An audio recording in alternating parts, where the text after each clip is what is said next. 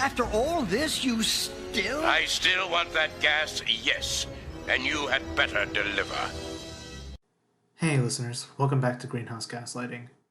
I'm thrilled to share I had the chance to interview someone I look up to and has inspired a lot of my work, Matt Christman from Chapo Trap House, who very graciously accepted one of my unsolicited offers to record a podcast with him. And he's great. We love him, folks. As you guys can tell, I'm already fangirling over him, and it's apparent during the recording of this episode that I was indeed a little nervous and flustered talking to him. But that's also a testament to the quality of his work and thought, particularly in how well he's able to wrap things together nicely in a bow and kind of package in not necessarily a prescription, but a very cohesive worldview that once you really think about it critically, it's like, actually, I don't even know how to follow that up, man. So it was an absolute blast having him on. Again, if you guys don't listen to Chapo, I strongly recommend you guys get on that. And without skipping a beat, I'm going to get you guys right to the interview. You know him from Chapo Trap House, the Kush Vlogs, and the Inebriated Past. Please welcome Matt Christman. Hey. So I just wanted to be the first of many to congratulate you on not getting owned. Biden did not, in fact, get shot at the inauguration like some of this hysteria was going on about. Yeah, nobody bum rushed the stage. It's amazing. The only people, the only thing that the Q people and the Biden jihadists agree on is that there was a real threat of some sort of overthrow of the government in the last month. And I mean, and we can tell that this was part of the unfortunate but real pattern of stochastic violence we have, right? Where, yeah, in a sense, it's like, okay, it was inevitable. It would be one of the tantrums, right? But it was not the 9/11 event that they wanted it to become. And that's something I found frustrating, is they had everything they needed to take action and punish them, right? So the fact that it turned into this whole Patriot Act 2 debate it's astounding. Yeah, well, it helps everybody, and it helps everyone who is committed to the fiction that there is a political contest between these two sides, is that they get to use this as an excuse for each other's continued, for each side's continued allegiance to politicians who are, at this point, I mean, I watched that inauguration. It was a nursing home waiting room. I mean, right. It's 80-year-olds being led around by staffers signing things that are essentially procedurally generated by lobbyists. Like, there's no real agency here, but it's in the interest of everybody who is either ideologically or materially invested in the parties, or just emotionally invested in the emotional catharsis of politics and spectacle, to think that this is a real contest where there's real stakes. Mm-hmm. So at the very least, we made it, and I hope that, the inauguration doesn't become something people rest their laurels on. Mm-hmm. I will say that I think that Trump's inauguration will probably be the last one to take place in front of a crowd. I think we probably have seen the end of that. I think that the lockdown perimeter in front of a group of dignitaries and like symbolic flags is going to be the norm from now on. Mm-hmm. Yeah, I mean, you said it best. I don't really have a follow-up to that. And I mean, as you said before, like this kind of discourse is getting kind of tiring. And I'm guessing with Biden finally in the White House, we can pick up that conversation that began, I want to say, in 2020, when you, particularly at the start of the Kush vlog, right? Mm-hmm. You had really touched on effectively, like, there is a missing spiritual component to how the pre-left, in your words, is lacking. And I think that you'd really gotten a good idea out there with your take on John Brown. And right. Sort of the conditions about Beal. And then I think as the election kicked off, that's when, the discourse started to sour a little bit. But that's why I wanted to have you on, is I grew up in a house with Marianne mindset. for a big time. And when you said the spiritual component, like something clicked. So that's why I wanted to have you on. And I think that's a necessary perspective that people aren't exploring right now. Yeah, absolutely. We're seeing that. Honestly, I feel like QAnon shows it. I mean, there's no organization there and there's no real project, which is why it was allowed to go as far as it did. But there is still a willingness to act there that is powered not by political ideas. And people like to make fun of QAnon for that. And of course, it is absurd that these people, they have no real conception of what a government even does. They think of it in magical terms. But they also are thinking in spiritual terms. And their spirituality is obviously dog shit. It's the worst kind of like American Protestant individualism, but it does infuse their actions with purpose.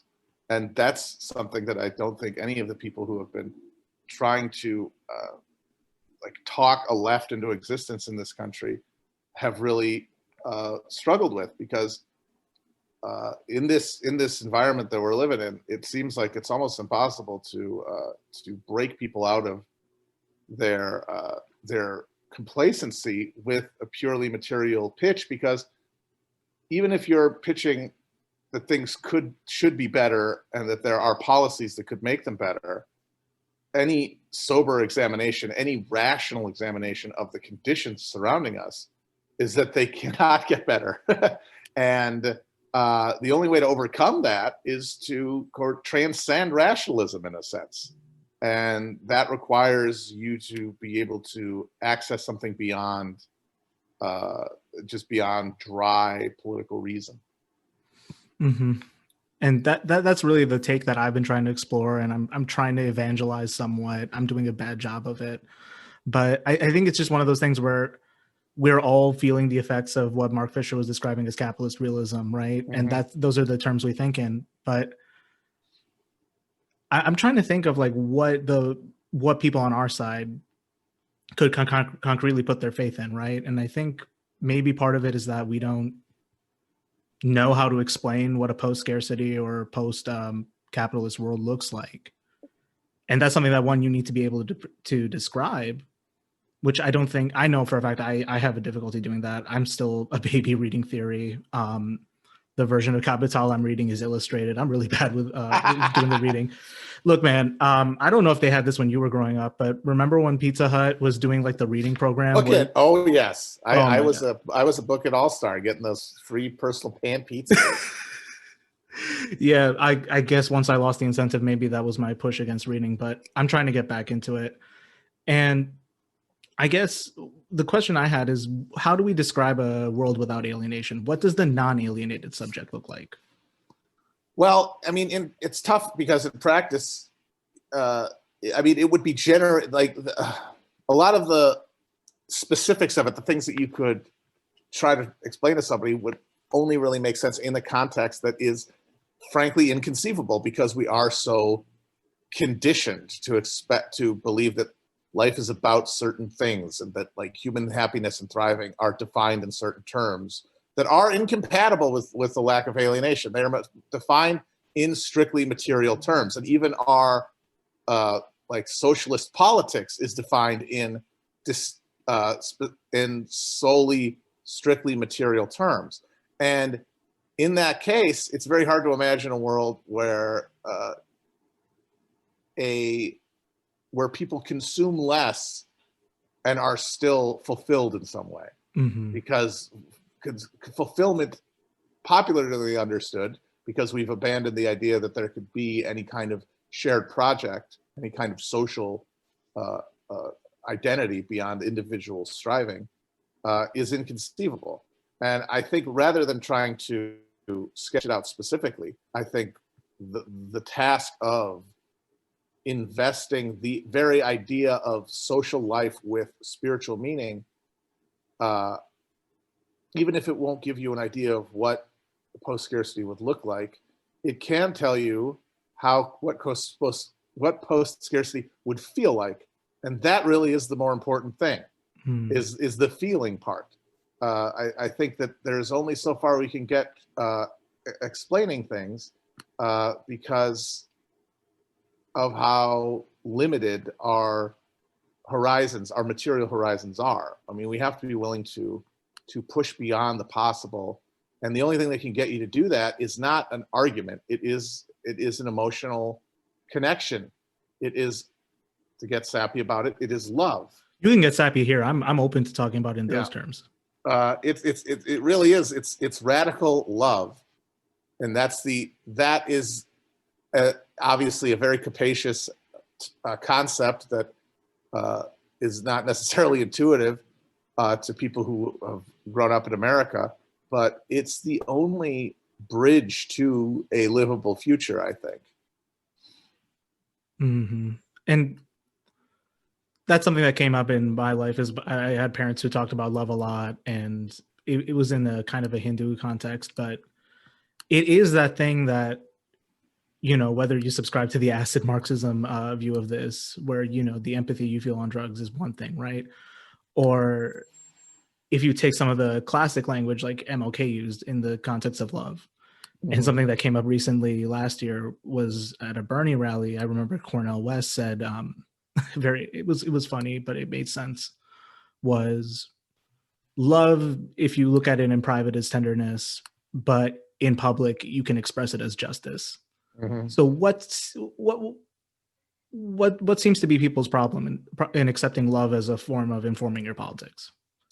I think it's a lot of it boils down to the fact that there is no sense. I mean, who are you supposed to love, right? Mm-hmm. Like, even if you do accept the idea that you should, you know, love others and that should be the foundation of your politics, there's also this apparatus of control that prevents anyone from expressing anything other than, you know, the most miserly instincts publicly. And then also shit tons of your fellow citizens are committed to just being pig shit scumbags, and telling someone to love in that context when it will not be reciprocated feels to a lot of people like surrender. And the only way to defeat that is to use the love as a motive force to build a durable and effective political action. Mm-hmm. And of course, that's much easier said than done. And that's because it has to be done. It can't be said. You know what I mean? Because our discourse machine exists to dissipate all of our energies and to confuse our instincts and to leave us bereft of options and anxious and more than anything, self-hating. And that's why I always end up, no matter what I'm talking about, coming back mandala-like to the idea of logging off, because and part of that is, honestly, I'll be blunt, is me acknowledging my insufficiency to the task of like building a strategic path forward, but also I think an honest reckoning with the fact that such a project is absurd on its face, and only the illusory omnipotence and illusory reach of online communication would make anyone, even for a minute, consider it to be a reasonable thing to expect of anyone. Mm-hmm. And that's a discussion I keep falling back into with some friends who are convinced that posting has become a new kind of activist front. And I mean, anyone who's listened to your work knows that, like, that's on its face not true. Mm-hmm. But is it just as simple as saying that people are desperate for looking something they can do, and they fall into this trap of thinking posting is action?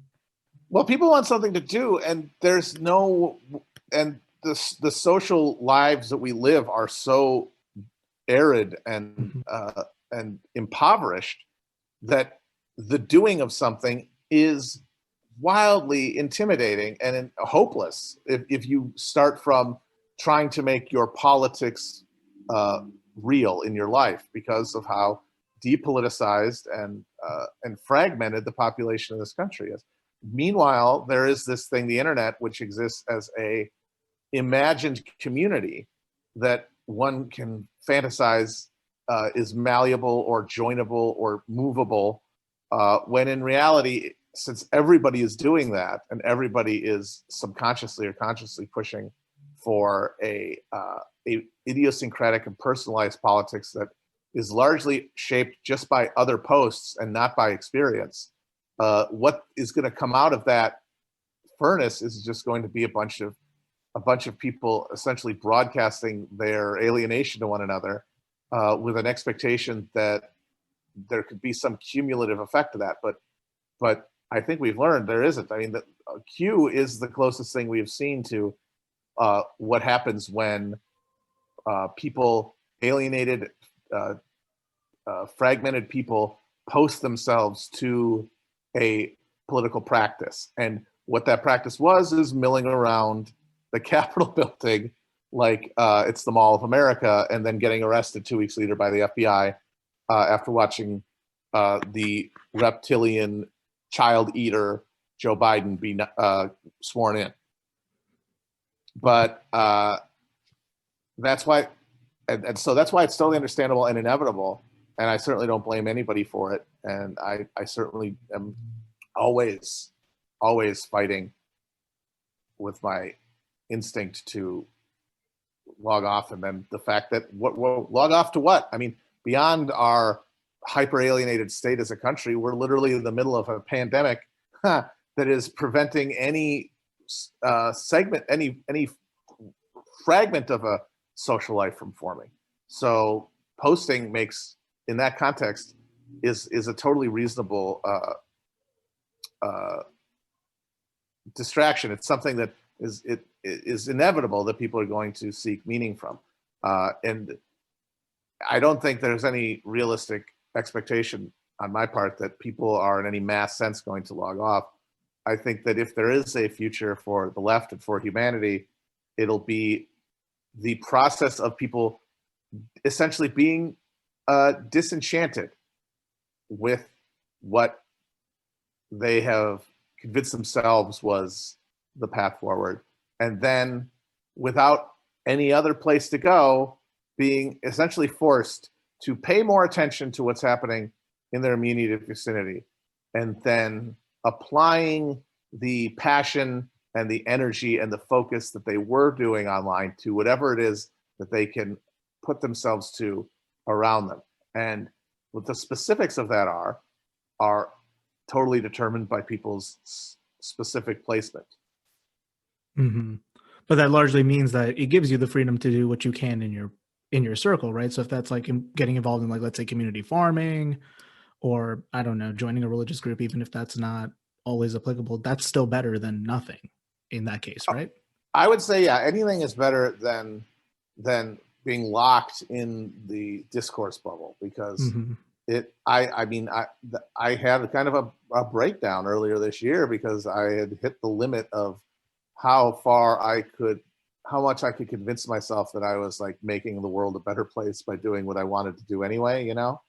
Because like during the Bernie campaign, there was this moment where I was feeling for the first time a sense of oh, I'm not just, you know, whiling my life away as a consumer. I'm actually asserting a humanity, and then, you know, I found out, oh, this was kind of illusory. This was kind of a Potemkin movement, and I mean, I don't think that that's anyone's fault. I think that's a lesson that had to be learned, Mm-hmm. because after Trump became president, especially, people were left with the options in front of them, and that for most people, at least most people who were at that point energized to want to do politics, was online. And so everyone reasonably, or a lot of people reasonably, moved forward in that direction. And that is understandable. That's inevitable. The real challenge is, how long can you keep doing that and getting the same results before the emotional hollowness becomes overwhelming? And that's something that's very difficult to break out, is that loop of anxiety that you find yourself in, and you don't do anything new, or even you don't do the thing that you need to do. And Yes. breaking that, I don't know what the prescription is. I'm still trying to figure that out for myself as well. Yeah. And I think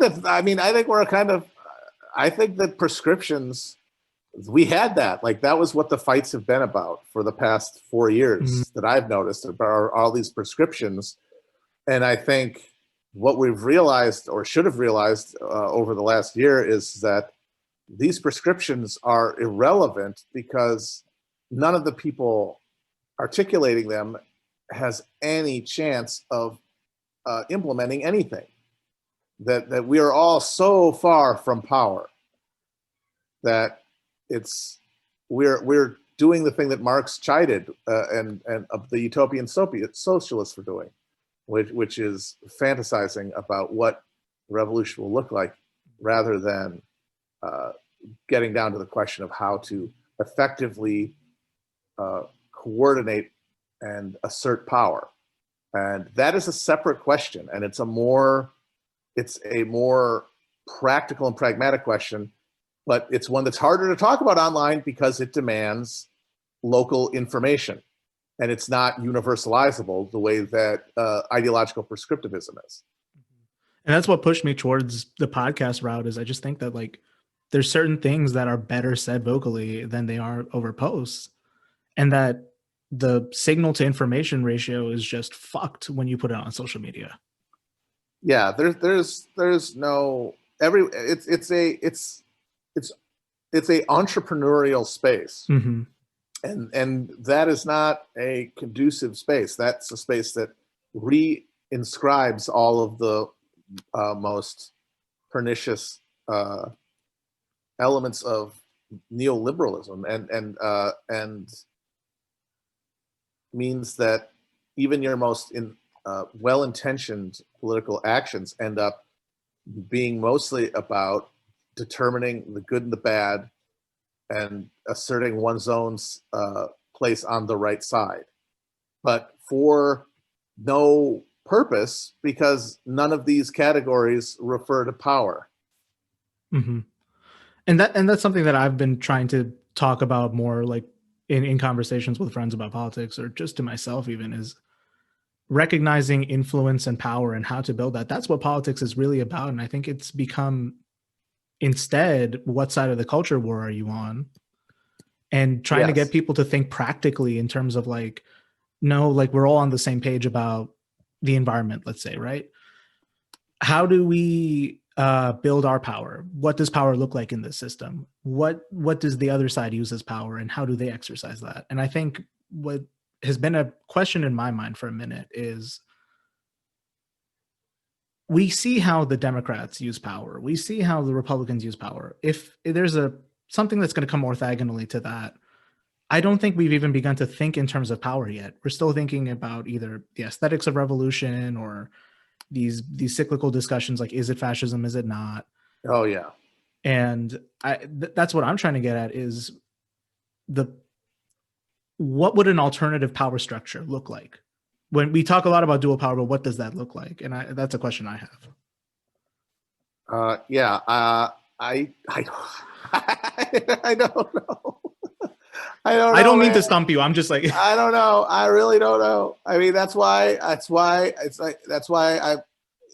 when I punt on that question, and it's to say, like, I don't know. And honestly, if anyone says they do, I would be suspicious of that. I would be very suspicious of that claim. I think, and that's why I think that investing politics with spiritual meaning is the most important thing that someone in my position can do, i.e. someone who really doesn't know anything, but people listen to for some reason, is, well, what am I certain of? You know, what do I actually think is meaningful? And that is, anybody who's going to be working towards building a better world has to have a emotional, spiritual dimension to how they imagine that. It cannot merely be some sort of pragmatic attempt to, you know, redistribute resources, or for which I think it is for a lot of people, a fantasy of retribution against those who they feel have wronged them. Mm-hmm. Very well said. I'm just trying to figure out how to follow that up. Um, I guess so. In terms of building one's own spiritual practice, right? What can you do at the individual level? Like, I meditate. Do you? Yeah, I do. I've done more and less of it, but yes, I think that sitting with your breath and sitting just in general is an important step to breaking a lot of the conditioned responses that drain everything around you of any meaning and any wonder because they become routinized. Mm-hmm. And from that, you can build a sense of discipline, and from there, yeah. Discipline and also appreciation for everything that is around you, so that you are acting from a sense of love for the wonder and beauty that's around you at all times, and that is easy to lose sight of, even if you're fighting, even if you believe you're fighting for the betterment of all. I think that makes sense in terms of breaking out of that shell of resistance to change. I think discipline is really the only tool then. Yeah, and how you build that up is unfortunately up to you. Good stuff. Good stuff.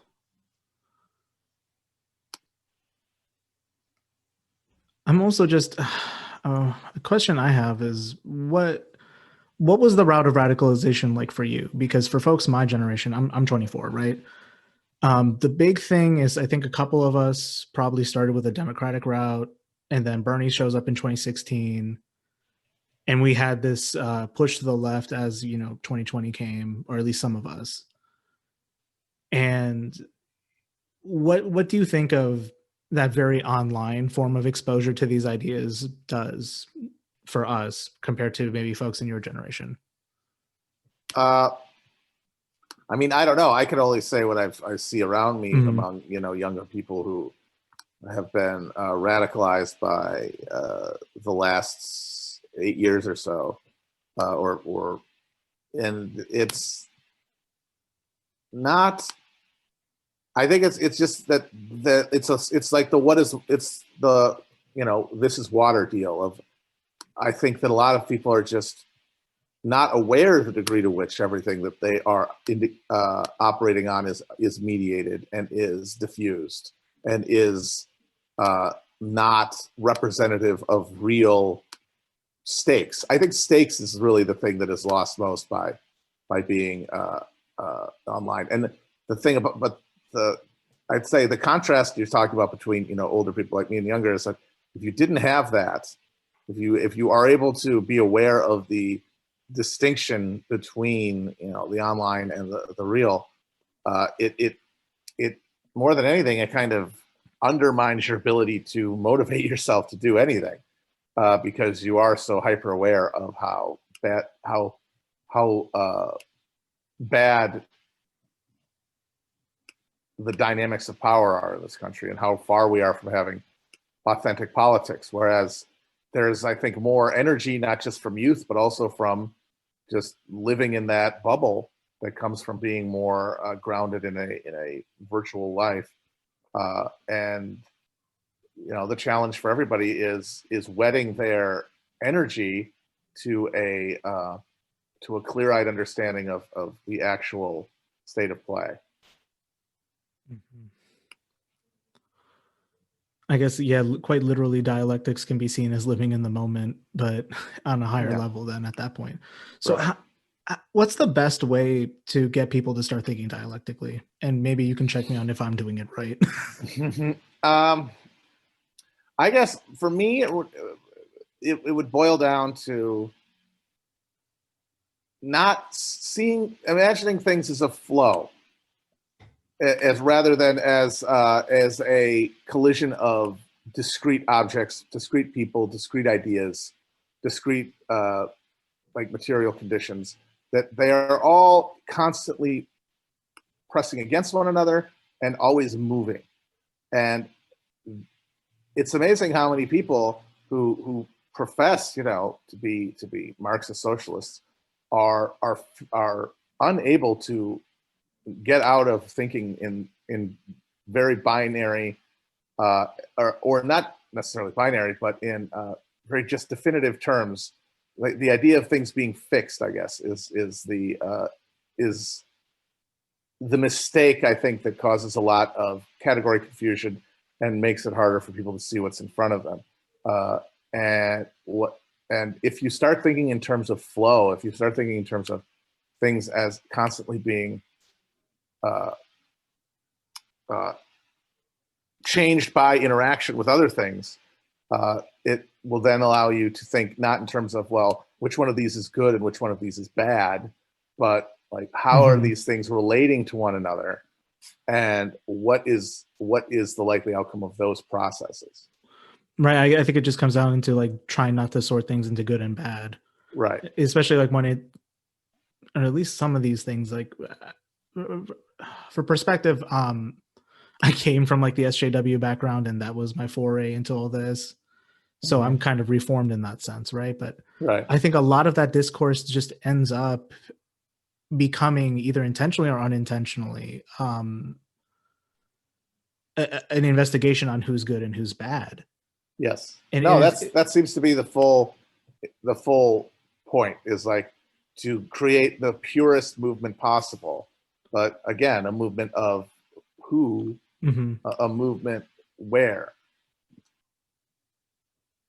And that doesn't seem to be on anyone's radar.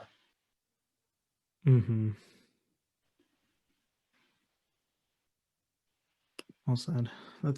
It's a difficult place, but I guess what I want is just to get people to think a little more deeply about some of these things, because when I've been there before, and I'm not sure how to describe what pushed me to start thinking deeper, but people are stuck at that level, and they're kind of incentivized to be stuck at that. I'm sorry if I'm not making sense. No, that's 100% true. The incentivization is very important, and that's what goes back to the entrepreneurial nature of online disputation spaces. Is that everyone is like the secret reason to want to split everybody into good and bad is to reaffirm your position among the good. It literally is a marketplace of ideas. Yes, it is a marketplace of ideas. Exactly. Oh gosh. Okay, so I mean, in recognizing that, I mean, I think it wraps itself up pretty nicely in that you kind of have to fix what's up at the individual level, and then from there you can exercise yourself in your little sphere. Oh my god, I'm not making sense. Give me you are. It's good. I'm choomed out. Give me. Hey, we all are at all times. How else do you live in this world? Right. No, and I think that's important to remember for no other reason than to prevent you from losing perspective. I think more than anything, it's people who want to say, oh, turning inward, this is just like the 60s. It's like, well, for one thing, the 60s, it was a explosion of of individuated energy that couldn't cohere into anything more than that, because it was not in a context of class struggle. And that's also true of whatever we thought the left was before now, the new online left. And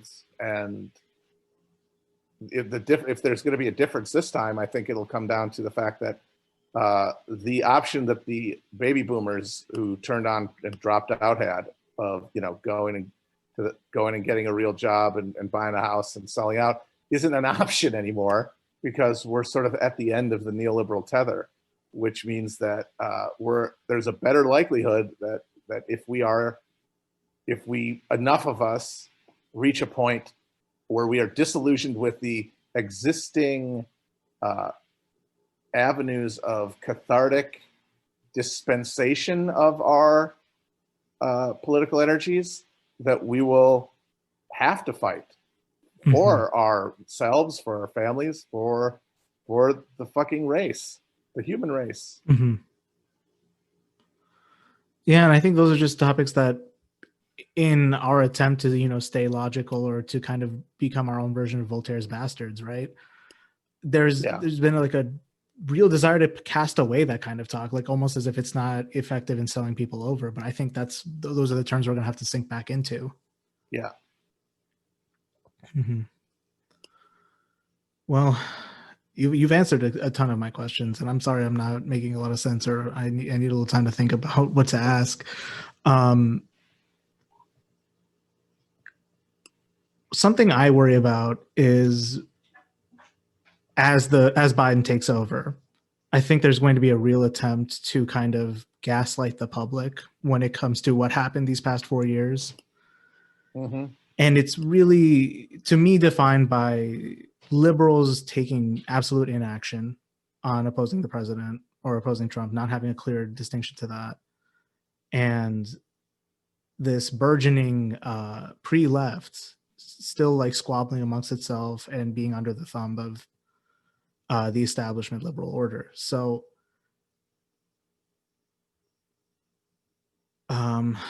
shit. Give me a second. I'll find a way to piece this together.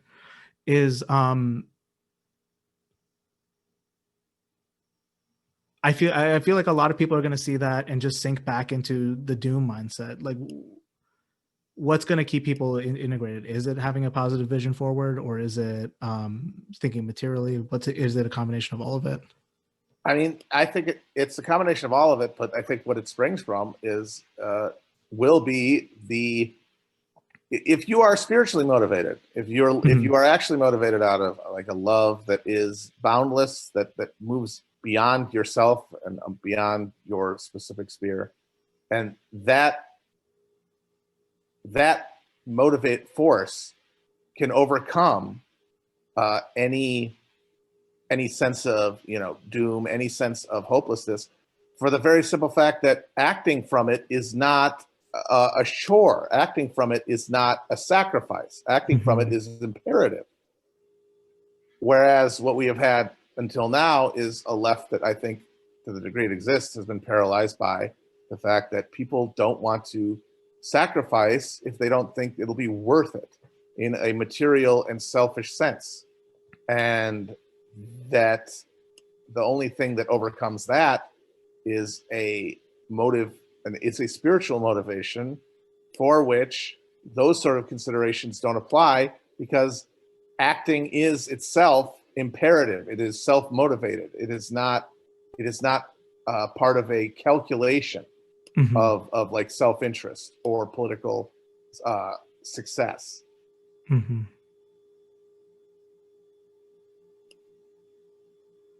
Okay, I think that adds that up. I'm sorry, like I can't think of like anything further because you've put it so well, right?